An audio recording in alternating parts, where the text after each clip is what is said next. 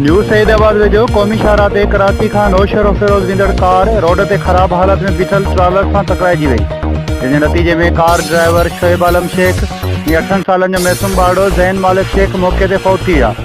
जॾहिं त 4 ॼणा आसिमा मालिक शेख, आयशा मालिक शेख, मालिक महमूद ऐं मोहम्मद हसाम शेख सख़्त ज़ख्मी थी पिया। बरपासे जे ॻोठाणनि कारनि जा शीशा तोड़े फोतियुनि ऐं ज़ख्मियुनि खे ॿाहिरि कढियो,